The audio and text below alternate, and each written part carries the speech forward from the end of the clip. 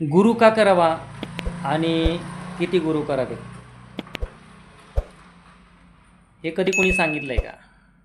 बरं, सांगितलंही असेल तरी आज मी तुम्हाला सांगणार आहे की गुरु किती करावेत.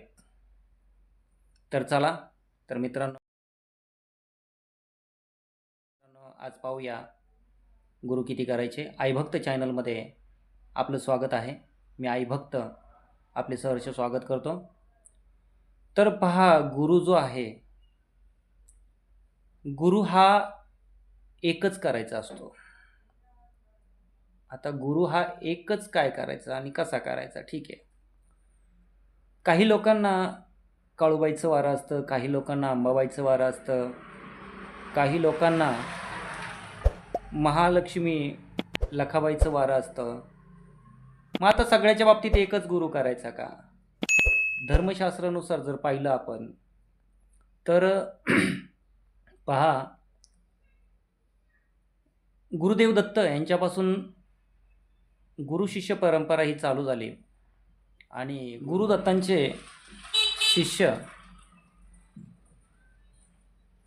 श्री मच्छिंद्रनाथ महाराज बडेबाबा, आणि या बडेबाबांपासून तुमचं गुरु शिष्याचं नातं सुरुवात झाली. आता गुरु शिष्याचं नातं त्यांच्यापासून कशी सुरुवात झाली? तर ज्यावेळेस मच्छिंद्रनाथ हे श्री राज्यामध्ये गेले आणि तिथं जाऊन त्यांनी लग्न केलं, तिथं जाऊन त्यांना मिनीनाथ झाले. ज्यावेळेस ते श्रीराज्यात गेले त्या टायमाला गोरक्षनाथ आणि काणिफनाथांची भेट झाली.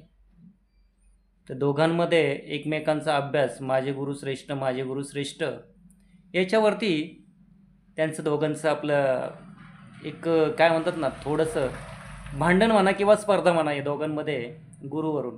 कारण काणिफनाथांचे गुरु जालंधरनाथ म्हणजे जालिंदरनाथ आणि गोरक्षनाथांचे गुरु मच्छिंद्रनाथ मायंबा बडेबाबा, आणि यांच्या दोघांमध्ये ही स्पर्धा चालू झाली. तर त्यावेळेस काणिफनाथ गोरक्षनाथांना म्हणाले, अरे तू गुरु गुरु काय करतोस? अरे तुझे गुरु तर श्रीराज्यात जाऊन लग्न करून मुलं बाळं जन्माला घालून बसलेत आणि तू गुरु गुरु काय करतोय? तू एक काम कर, तू त्यांना गुरु म्हणू नकोस काय. तर त्यावेळेस गोरक्षनाथ म्हणले, असं होऊ शकत नाही. त्या श्रीराज्यामध्ये जाण्यासाठी गडी माणसाला प्रवेश नव्हता. आता गडी माणूस जाणार नाही श्रीराज्यामध्ये. मग तर गोरक्षनाथांनी त्या एक त्या नर्तकीसोबत एका बाईचा अवतार घेतला, बाईचं रूप घेतलं, म्हणजे साडी चोळी घातली आणि मृदुंग घेऊन. आता हे काय विद्ये पारंगत असलेले गोरक्षनाथ, आणि त्यांनी ते साडी वगैरे घालून मृदुंग घेऊन ते त्या श्रीराज्यामध्ये गेले.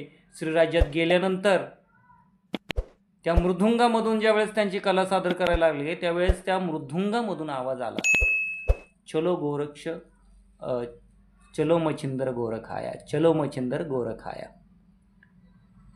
आणि शेवटी त्या शिष्याने गुरुला म्हणजेच मच्छिंद्रनाथांना त्या श्रीराज्यातून, त्या मोहमायातून, त्या पाशातून बाहेर काढलं. म्हणजे हे गुरु शिष्याचं नातं आहे. पण त्यांनी गुरु बदलला का? नाही. म्हणजेच तुम्ही हा एकच गुरु करायला पाहिजे. हा ठीक आहे, गुरु करताना तुम्ही 2 गुरु करू शकता, 3 गुरु करू शकता, पण कुठे करू शकता तुम्ही? तुम्हाला जर एका गुरुजवळ, समजा एखादा गुरु केला तुम्ही, आई अंबाबाईचा गुरु केला, तर त्या गुरुजवळ जर समजा तुमचं हे नाही आहे, काळूबाई नाही आहे, तर तुम्ही त्या गुरुकडनं काळूबाईची गेनमाळ करून घेऊ शकत नाही. तुम्हाला काळूबाईचाच गुरु लागणार. त्या पद्धतीमध्ये तुम्ही दुसरा गुरु करू शकता. दुसरी गोष्ट, आता नवीन फॅड निघाले लोकांचं काय, की गुरुचं काय, तर चांगला नाचणारा, गळ्यात सोनं नाणं घालणारा गुरु दिसला की मग गुरु बदलायचा. बाई नको ग मला गुरु नको, हा दुसरा गुरु करायला सुरुवात करतात. अहो गुरु हा एकच असतो, गुरु हा बदलता येत नाही. आणि बदलायचं म्हणलं तर त्याला खूप मोठ्या प्रोसेस आहेत, खूप मोठ्या क्रिया आहेत, त्या करण्याची तुमची क्षमता पाहिजे. एक बहिणाबाईंची कविता होती, ऊस डोंगा परी रस नोयेची डोंगा, काय भुललासी वरली रंगा. ऊस वाकडा आहे पण त्याच्या आतमधला जो रस आहे ना तो गोड आहे. काय गोड आहे. सरिता डोंगी पर जल नोयेची डोंगा, काय भुललास वरली रंगा. सरिता नदी, नदी ही वाकडी आहे परंतु त्याच्यातलं जे पाणी आहे ना ते पाणी वाकडं नाही. त्याला जसं काय म्हणतात ना, मिसळवतान, मिश्रण करतान किंवा जिकडे सोडतान तिकडे ती नदी वाहत जाते, ते पाणी वाहत जातं. त्याच्याप्रमाणे जरी गुरु कितीही वाईट असेल, कसाही असला तरी तो शेवटी गुरु आहे. तुम्ही ज्यावेळेस गुरुदीक्षा घेता किंवा तुम्ही गुरु करता त्यावेळेस तुम्ही दुधाची शपथ घेता. ती दुधाची शपथ म्हणजे काय असते माहिती आहे? तुमच्या आईच्या दुधाची शपथ असते की मी गुरुची चाडीचुगली करणार नाही, मी गुरुला नावं ठेवणार नाही.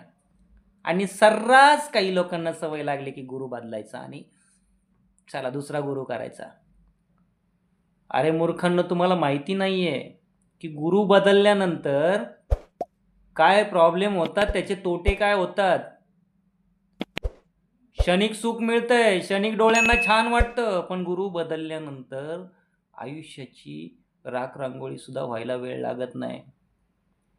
आजकालच्या लोकांची गुरूंची पद्धत झालेली आहे काय, तर आजकालच्या लोकांची गुरूंची ही पद्धत आहे, चला चांगला भेटलाय ना याला कापा. अहो तो गुरुच तुम्हाला कुठेतरी अडकवणार, तोच काहीतरी करणार. मी म्हणत नाही, सगळ्या गुरूंना नावं ठेवत नाही आहे, पण आहेत असे भीती दाखवतात. एखादीचं वारं आलं ना तिला अगोदरच काय करणार माहिती आहे, तिला दूध पाजणार, तिला सांगणार देवीचा कोप होईल तुझ्यावरती. काय घाबरून मजबुरीने त्या महिलांना, त्या पुरुषांना, त्या लोकांना काय करावं लागतं, तोच पर्यायी गुरु करावा लागतो. हे बघा, गुरुची जागा आई वडील आणि देवता समान आहे. काय आई वडील आणि देवता समान आहे, तर त्या गुरुची इज्जतच केली पाहिजे. म्हणून गुरु एकच करावा, एकच असावा. फक्त तुम्ही वेगवेगळ्या देवी देवतांसाठी जर तुमच्या गुरुकडे ते ज्ञान नसेल, त्या गुरुकडे जर समजा तो देव नसेल, तर त्या कंडिशनमध्ये, त्या सिच्युएशनमध्ये तुम्ही दुसरा गुरु करू शकता. आता काहीतरी लोकांनी एक फॅड काढलेलं आहे. बरं, दुसरी गोष्ट की गुरु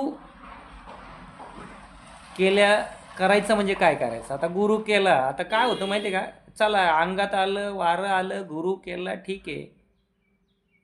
पण गुरु म्हणजे काय? गुरु म्हणजे पहा काय आहे की समजा एक एस टी आहे, बस किंवा एस टी म्हणतो आपण तिला. आता ती काय होते, ती बसमध्ये ड्रायव्हर असतो. आपण त्या बसमध्ये चढल्यानंतर तो ड्रायव्हर आपल्याला पाहिजे त्या गावाला नेऊन सोडतो. आता ड्रायव्हरने पाहिजे त्या गावाला नेऊन सोडतो म्हणजे हेच कार्य गुरुचं असतं की ज्या देवापर्यंत तुमची जी काही वारं येत असेल किंवा तुमची जी काही श्रद्धा आहे ते तुम्हाला देवापर्यंत पोहोचवण्याचं काम हे गुरु करत असतो. ज्या पद्धतीने ड्रायव्हर तुम्हाला एखाद्या ठिकाणी सोडायचं आहे त्या ठिकाणी सोडतो, त्याच पद्धतीने या गुरुचं काम असतं की आपल्या शिष्याला देवापर्यंत, देवप्राप्तीपर्यंत पोहोचवणं.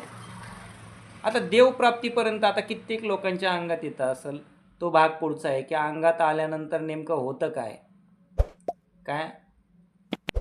काही लोक जोगिनी येतात, योगिनी येतात, अमकं येतं, तमकं येतं, फलानं येतं, पण तो रिअल अनुभव मी तुम्हाला पुढच्या व्हिडिओमध्ये सांगणार आहे.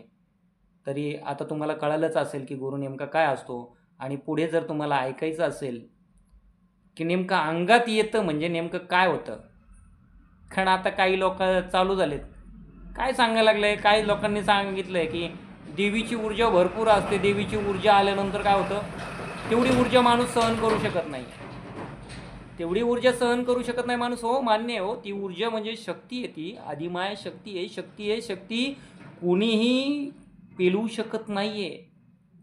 पण नेमकी शक्ती काय आहे आणि किती अंशामध्ये येते ना शरीरामध्ये, जोगिनी येतात का योगिनी येतात, हे पुढच्या व्हिडिओमध्ये नक्कीच आपल्याला पाहायला मिळेल. तर धन्यवाद.